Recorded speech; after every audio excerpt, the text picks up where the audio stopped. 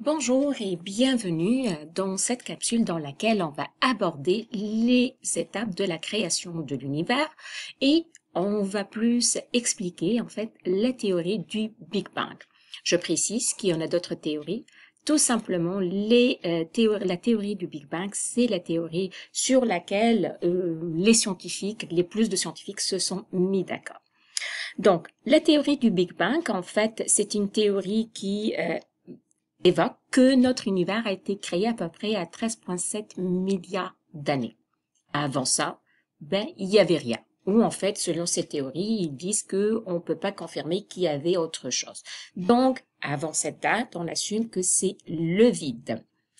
À 13,7 milliards d'années, la théorie du Big Bang assume que notre univers, en fait, il était infiniment petit. En fait, elle assumait que l'univers, c'était tout simplement un petit point, c'était une petite boule, d'accord, qui avait la taille d'un atome.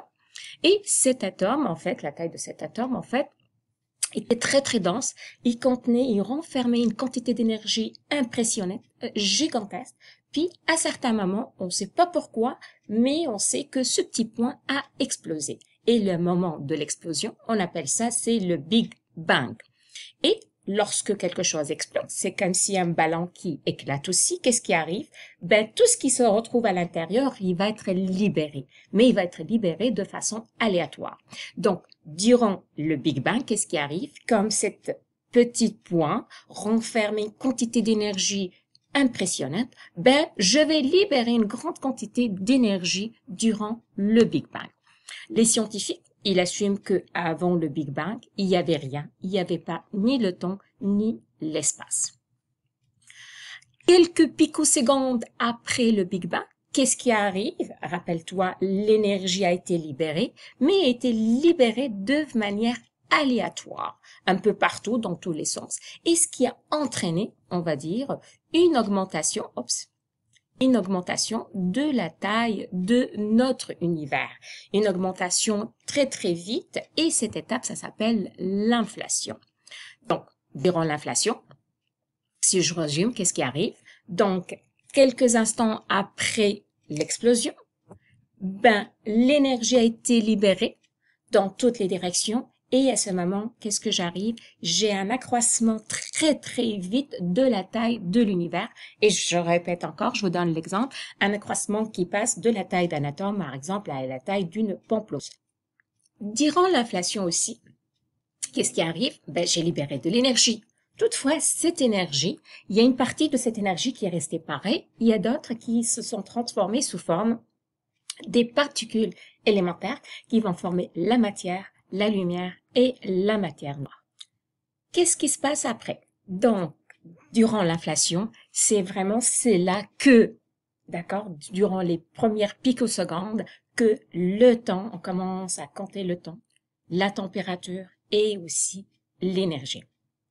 La température, pourquoi? Parce que la température est un élément clé dans l'évolution de notre univers. Donc, résumons, après le Big Bang, qui est l'explosion de le petit atome, le petit point, suite après, on va voir un accroissement de notre univers qu'on appelle l'inflation. Mais après l'inflation, qu'est-ce qui se passe? Rappelle-toi, il y avait de l'énergie, n'est-ce pas? Et il y avait des particules qui n'arrêtent pas de bouger sous l'effet de la température. Toutefois, plus on s'éloigne de notre point, qu'est-ce qui arrive? Ces particules commencent à perdre de l'énergie. Et les premières particules à perdre de l'énergie, ce sont les particules de la matière noire. À certains moments, il arrête de bouger et on appelle ça, c'est le gel de la matière noire. Donc, la troisième étape de la création de notre univers, c'est le gel de la matière noire. La température continue à baisser, les particules perdent encore de l'énergie et ils n'arrivent plus à bouger, ils n'arrivent plus à créer de nouvelles matières noires et ça s'arrête là, la création de la matière noire. Donc, la matière noire qui existe dans notre univers, elle date de cette date. Les scientifiques étaient capables actuellement d'estimer à peu près la quantité de matière noire qui existe de notre univers, puis ils l'estiment à peu près à 85% de la masse de notre univers. Donc, juste après le gel de la matière noire, qu'est-ce qu'on arrive?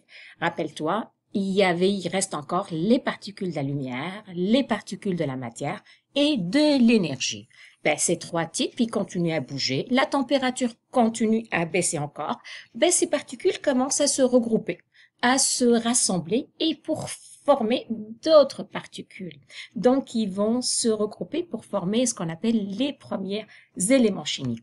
Et cette étape, ça s'appelle la nucléosynthèse. Ça veut dire quoi la nucléosynthèse? Nucléo, en fait, si on fait référence à ce qui se trouve à l'intérieur du noyau de l'atome, et synthèse, c'est-à-dire la formation d'un nouveau produit. D'accord? Donc, encore là, la température continue à baisser, les particules élémentaires de la matière, de la lumière et de l'énergie continuent à bouger, et ils vont se regrouper pour former les premiers éléments chimiques qui vont être l'hydrogène, l'hélium et le lithium. On continue encore. On continue encore dans la création de l'univers, Big Bang, inflation, jet de la matière noire, nucléosynthèse. Je forme mes premiers éléments chimiques. Je continue à avancer. Et vous voyez ici, donc mes éléments chimiques commencent encore à perdre de l'énergie. Donc, qu'est-ce qu'ils vont faire? Ils vont encore se regrouper sous l'effet de l'attraction de la matière noire qui existe. Ils vont en fait former les premières étoiles. Et cette étape, ça s'appelle la nucléosynthèse stellaire. Donc, la nucléosynthèse stellaire, c'est tout simplement correspond encore à la formation des étoiles par regroupement des premiers éléments chimiques. On continue encore. Juste après, qu'est-ce qui arrive? Donc, mes étoiles sont déjà créées. Ben, ça reste encore, il y a l'effet de la gravité. La gravité, elle va attirer les étoiles, les unes ou l'autre, puis qu'est-ce qui arrive? On va assister à la formation des premières galaxies. Donc, et cette étape, la sixième étape, ça s'appelle la création des galaxies, donc par regroupement de milliards d'étoiles. Toutefois, notre univers ne s'arrête pas ici. On remarque bien que notre univers ne s'arrête pas de grandir. En fait, les scientifiques, ils ont remarqué que les galaxies, ben, ils sont en train de s'éloigner les uns des autres. D'accord? Les unes des autres. Et cette étape qui continue jusqu'à aujourd'hui, d'accord? Donc, on est en train de la voir actuellement. Ça s'appelle l'expansion. Donc, l'expansion, c'est-à-dire encore, c'est l'augmentation de la taille de notre univers. Pourquoi? Parce que nos galaxies, ils sont en train de s'éloigner. Les scientifiques, ben, ils ont estimé qu'il y a une force qu'on n'arrive pas à la déceler, à la mesurer, qui va être responsable de cet accroissement de notre univers. Et cette en fait force, c'est de l'énergie noire. Comment ils ont supporté cette hypothèse? En fait, ils ont tout simplement inventé ce qu'on appelle un accélérateur de matière.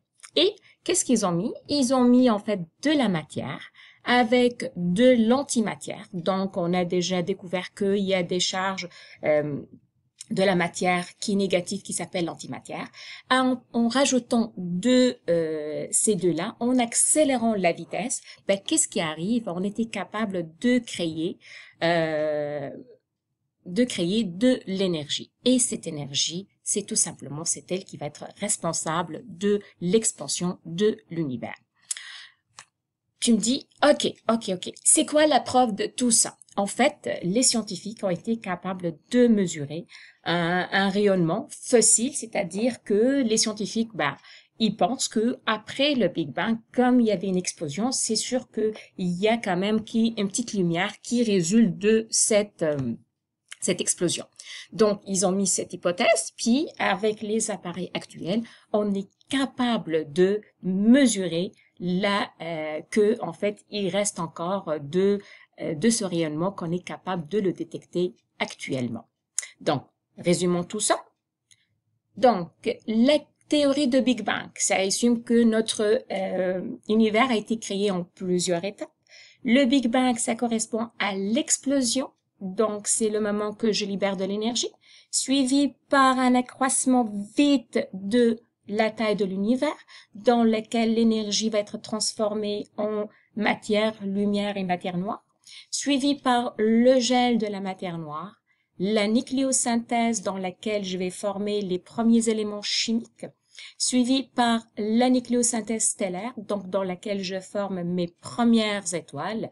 Les étoiles vont se regrouper par des milliards pour former des galaxies et les galaxies vont continuer à s'éloigner les unes des autres et ce qui va entraîner l'expansion de notre univers.